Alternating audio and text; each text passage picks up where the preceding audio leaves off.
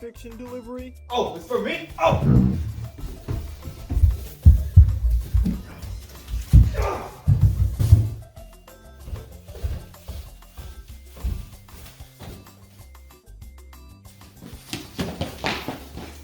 Shit!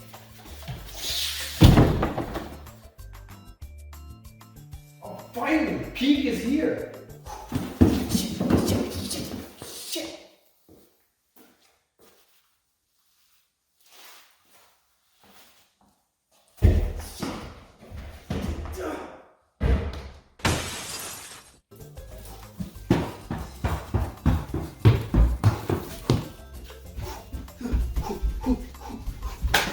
Let's see what's in this bitch.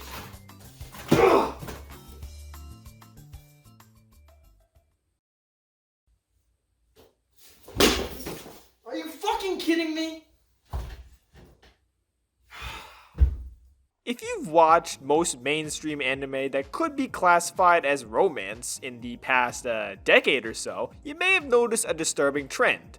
That being, most of these anime are dog shit and have a reputation of being dog shit. A lot of them do not have very good writing. All these characters are about as deep and compelling as a moss-covered puddle, and the relationships between these characters are about as varied as I like this character because X, and that exact same relationship, but with a slightly different coat of paint and switching out interchangeable pawns. And the comedy in a lot of these rom-coms revolve around a random ass setup and the punchline being assault, either physical or sexual, and that's it, there's no variation, that is the entire joke. And maybe I'm giving these setups a little too much credit because they're not really trying to get you to laugh, they're trying to get you to ogle, but isn't comedy in the name? Are you kidding me? This is false advertisement. I should be speaking to a lawyer or something. Jesus Christ. But enough about that dog shit. I don't want to talk about it anymore. Or read it. I've done too much of that. Instead, I'm going to talk about something I genuinely enjoy for once. That being the manga you see before you, which also has an anime airing this season. Which may or may not have motivated me into making this video. But anyway, let's just take a brief tour as to what this story has to offer. If you've never watched this series, the main plot revolves around these two absolute 390 IQ assholes spending all of their Mensa level brain power on the most dumb scenarios and plans possible in order to make the other person fall in love and confess that love to them, despite both of them already being hopelessly horny for each other. Because in the end, they're both just kinda pussies, but they've used their elite level intellect to just convince themselves that this is the proper way of going about things. Basically a satirization of what real life high schoolers tend to go through in their heads when faced with these kinds of issues. Except you replace what's inside those heads with small supercomputers driven by the rationale of the same high schoolers. What you get is psychological wars that wouldn't be unwelcome in Death Note, except it's about one of them trying to get the other's number. And instead of doing the rational thing like,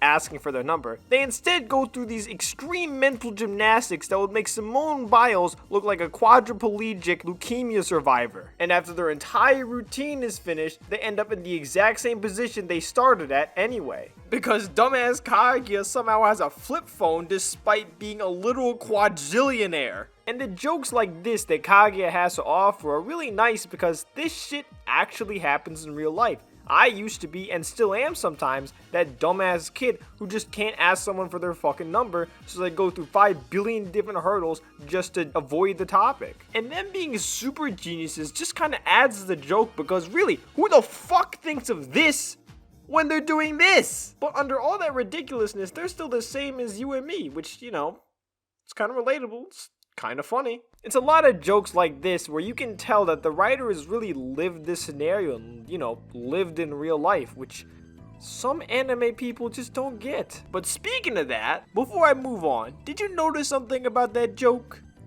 Let me go back and review the film just in case you weren't paying attention. Throughout the entirety of this episode, not once, not even for a second, is any of the punchlines or setup related to any of the woman characters' boobs. Now, to a normal person, this might seem, like a normal joke, but to a seasoned anime rom-com fan, you might be looking at that and realize, holy shit, this guy is one of the GOATs. And just by virtue of how astronomically low the bar currently is for seasonal rom-coms, he cleared the bar in episode 1, automatically clearing many of the industry's mainstays, some of which went 200 to 300 chapters without stepping over that bar once. But don't get it twisted, I don't think that Kaguya-sama wins best rom-com of the decade just by default. I don't think that there are no good rom-coms around. I just also think it's a genuinely enjoyable show in its own right, and more shows in this genre should be like it. The scenarios and setups these characters find themselves in are very entertaining consistently, and the fast-moving plot keeps you guessing the whole time. But what really draws me to the series is just how the characters exist and interact with each other very dynamically. And I'm not just talking about the two main characters, I'm also talking about everybody around them, because they make this show way more interesting than those two alone could ever make it. In fact, some of my favorite bits and segments in these series don't even involve one or both of the main characters, because these segments, instead of shoehorning the third love triangle of this season, we don't care. Just decide not to shoehorn in these things, and instead take the opportunity to do things that you wouldn't be able to get with a typical psychological warfare of romance. Like watching old people eat ramen with the intensity of a battle shonen, or training the most inept genius of all time how to do basic life functions. And also, the entirety of Shirigane's dad's screen time. You really cannot beat that. And all these different flavors of comedy add up to make a very appetizing meal with very varied tastes, so you never really get bored watching it. It's like eating at a 5-star buffet, where the main course is pretty good, but if you get bored of that, there's always something else to keep you entertained while you retain your palate for the main course. Let this stand in contrast to some garbage like Rent-A-Girlfriend.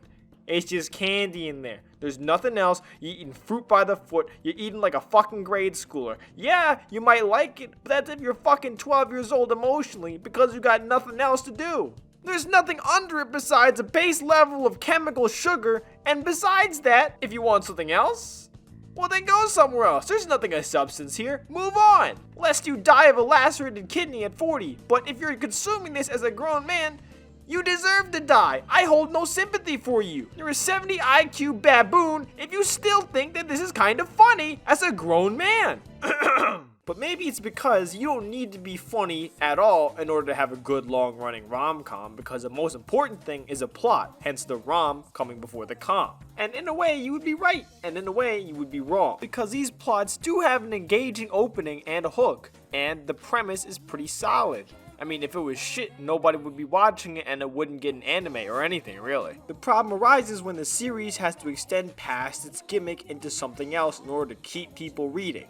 Because the starting scale of these manga are so tiny that it's often just two characters and their one-note interactions that you can guess entirely based off the title. And usually the writer is too pussy to actually change anything about the relationship these two characters have because that's what's getting them sales. Never mind that this would actually make the series more interesting because, you have to be a good writer to change character dynamics. Now don't get me wrong, I'm not trying to call all these manga authors talentless hacks. They're usually really good at art, they just happen to be kind of bad writers. So instead they save all of the interesting shit until the end and instead go to the rom-com grab bag of plot devices and random drama and pick one or more. But at the same time, nothing in these characters' relationships actually change.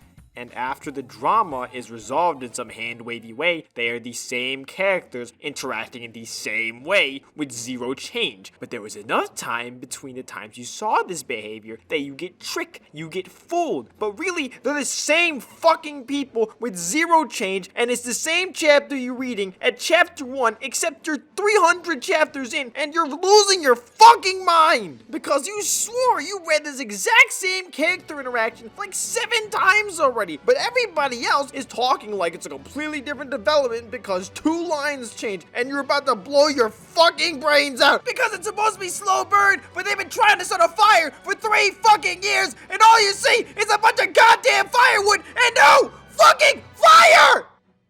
So if you couldn't tell, this cycle makes me a little bit annoyed sometimes. Fortunately, for both my reading pleasure and my blood pressure, Kaguya-sama rarely, if ever, falls into these obvious pitfalls. For one, that you can actually write a chapter or episode completely devoid of the central romance plot, and not even in a fake love triangle way where all you do is introduce or use another girl there to interest the main guy, but a legitimate departure from the main plot to focus on characters living their own lives. Which helps me believe that these characters have an actual life outside of being hopelessly attracted to some random dumbass. To add to that, the other side characters also have a life of their own. Isn't that fucking insane? Like, they're actual people with their own problems that don't entirely revolve around the main characters. Isn't that fucking crazy? Isn't that fucking insane?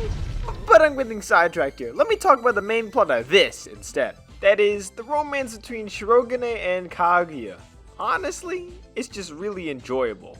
While yes, most of these episodes are comedy and the relationship is usually played for laughs, the story also knows how to get more serious, how to get more into their relationship and drive them to actual real progress, however slow that might be. And I'm gonna be completely honest, these moments really got me in my feelings. They got me tight. I am smiling on my screen like a goddamn idiot. Because for all this shit these two dumbasses get into, you can't help but look at this ineptitude and just root for these two nerds to get together. And wouldn't you know, but changing the status quo of the manga in an interesting way actually makes a series more interesting to read. Who would have guessed? And having actual change in a relationship actually makes it more interesting to watch, not less. Again, who would have thought that clearing the bar makes an interesting series? Now, don't get me wrong, I'm not trying to tell every manga author to make a clusterfuck series with 10 billion things going on at the same time. But please, I swear to God, just take one risk. It will not kill you. Like, I'm not perfect, I'm not a manga author, hell, I'm just making this video up as I go along. But I promise you, it will not kill you if you just try to move on from your gimmick for at least a little bit, I swear. I mean, no, I get it, the gimmick brings in viewers, but you could at least make it more interesting for viewers with an IQ above 60. And I say this with zero pretentiousness in me. These series are made for people dumber than bricks. Or at least turning down your brain to the level of a brick. But I'm getting off track again. And I'm not gonna try to act like I'm above these people because I have read way too many of these bullshits as well. But if you are a dumbass like me, then I assure you, you'll find a lot of enjoyment in this series. Damn! As to how to consume it, I do recommend the manga because I am a pretentious prick and asshole, but the anime is pretty good too. Dub and sub, though they're completely different shows, I guarantee you that. But in the end, every medium is fine, and honestly, I don't really care which one you pick. Well, unless you just pick nothing, but then why the fuck did you watch this video then?